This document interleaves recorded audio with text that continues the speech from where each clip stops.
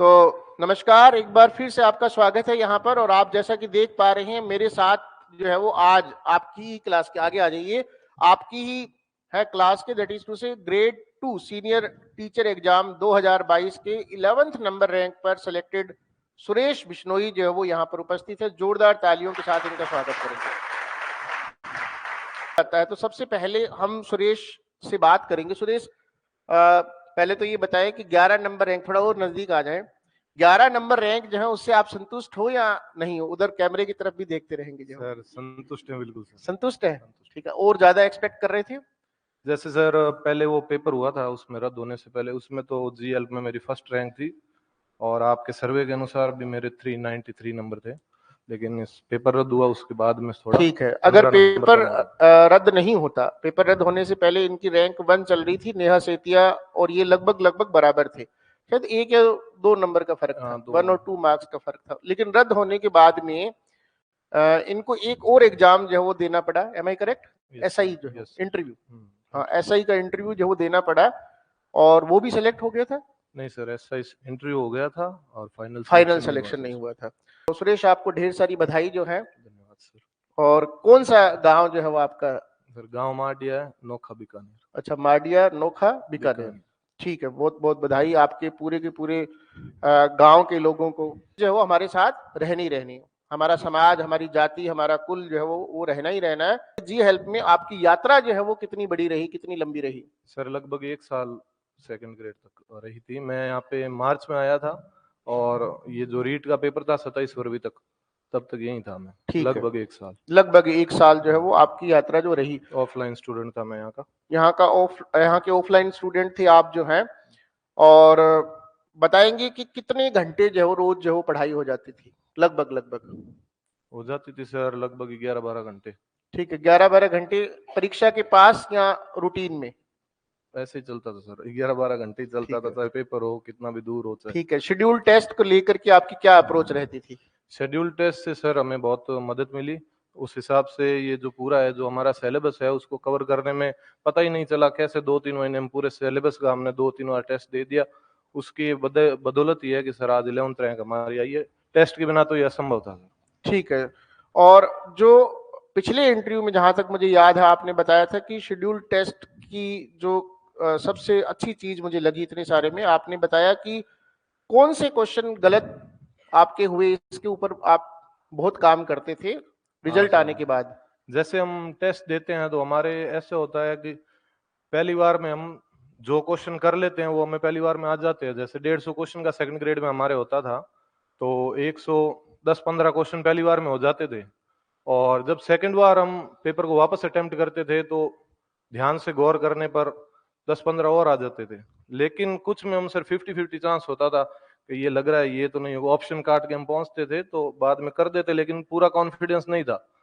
और जब लेकिन वापस जब आंसर की आती थी टेलीग्राम चैनल पे, तो मैं उस पेपर को अच्छे से पूरा चेक करता था कि मैंने कौन से क्वेश्चन छोड़े हैं, कौन से मेरे गलत हुए हैं और क्यों हुए हैं। और 50-50 वाले भी मैं देखता था कि ये भाई हो तो सही गया, लेकिन हमें तो पूरा श्योर पता नहीं था, तुक्का लग गया ये तो उसमें भी पूरा उसका रूल चेक करते थे, सर से पूछते थे, 3-4 घंटे उसका एनालाइज करते थे। कंसिस्टेंसी से जो टॉप 10 में रह रहा है तो वो वहां पे टॉप 10 में ही रहेगा, इसमें कोई शक की बात भाई नहीं। आप यहाँ अगर ये टॉप करोगे तो वहां भी करोगे, इसकी गारंटी। और यहाँ अगर नहीं करोगे तो सिलेक्शन तो फिर भी होगा। सिलेक्शन तो आप यहाँ पे आगे तो हो ही गया सिलेक्शन। अगर शेड्यूल टेस्ट दे रहे हो और रैंक नहीं आ रही है तो भी आप, ये बात तो आप ठान के चलो, मैंने टेस्ट दिए हैं, मैंने सिलेबस पूरा किया है, टेस्ट दिए हैं, रैंक नहीं आ रही है, सिलेक्शन तो फिर भी होगा। ठीक है, तो आपका पहाड़ा हो जाएगा 4 का। 4 का पहाड़ा कैसे होता है सुनो। 4 को इंग्लिश का 30 को पूरे महीने का, जो आपका पूरे साथ में ले लेंगे, पूरे महीने में जितने भी 8 टेस्ट हुए उनका पूरा कंबाइंड टेस्ट हो जाता है। और सर टाइम टाइम पे मोटिवेट भी बहुत करते रहते हैं। पूरे महीने की है जो उसमें लिस्ट निकालेंगे, आपको अवार्ड्स देंगे, तो इससे मोटिवेशन से ही पढ़ाई होती है सर। और कोई खास बात आप इंग्लिश या जीके के बारे में जो बच्चों को बताना चाहें, कोई भी खास बात जो इंग्लिश और जीके को लेकर के आप बताना चाहें? इंग्लिश तो देखो, आपको जीके का भाई पूरा ध्यान रखना पड़ेगा। जैसे आप क्या करते हो, कुछ बच्चे ऐसे हैं जो इंग्लिश पढ़ते रहते हैं, कि इंग्लिश किसी को इंटरेस्ट हो, जीके में इंटरेस्ट नहीं है, तो इंटरेस्ट वाली बात तो होनी नहीं चाहिए। इंटरेस्ट नहीं है ये क्या हुआ, तो अपने को तो पेपर तो देना पड़ेगा ना जीके का।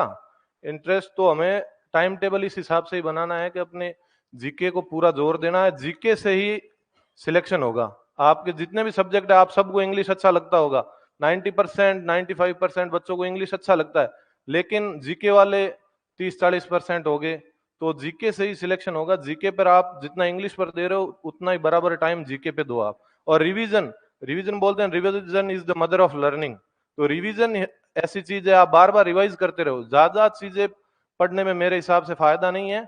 सर जो बता रहे हैं, और आप जो आपको सर गूगल पर क्विजेज भी देते होंगे, सब चीजें सर मेंटेन करते हैं, तो आप उन सब चीजों को नोट करते रहो। सर ने 10 दिन पहले हमें जो कुछ बुकलेट्स दी थी, 2-3 बुकलेट्स, अगर पिछले कोई ओल्ड स्टूडेंट है तो आप उनसे देखना, उन बुकलेट से कम मैं मानता हूं 30-35 क्वेश्चन सीधे के सीधे आए थे।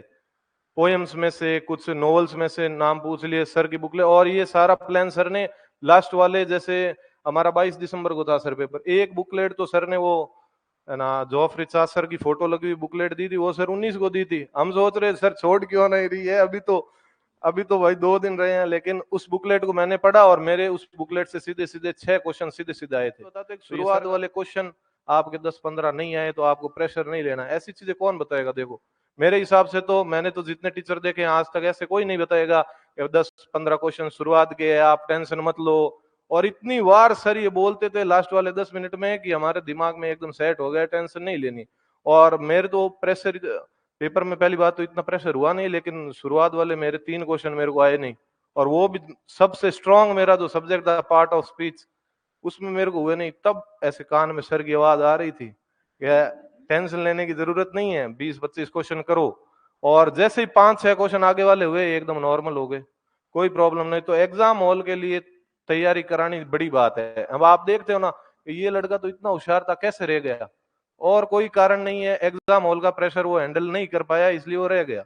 उसके टैलेंट में कोई कमी नहीं है, लेकिन वो पहले से इन सब चीजों के लिए तैयार नहीं था। और हमारी खुशकिस्मती थी कि सर ने हमें ये सब चीजों के लिए पहले तैयार कर दिया था। आज यही कारण है कि आज मैं आपके सामने खड़ा होकर बोल रहा हूँ, और आप सब भी गुरु के सानिध्य में आए हो, और आप भी अगले वैकेंसी के अंदर जरूर सब इन चीजों का फायदा उठाओगे और बढ़िया रैंक लेके आओगे। क्या सेल्फ स्टडी से जीके हो सकता है क्या?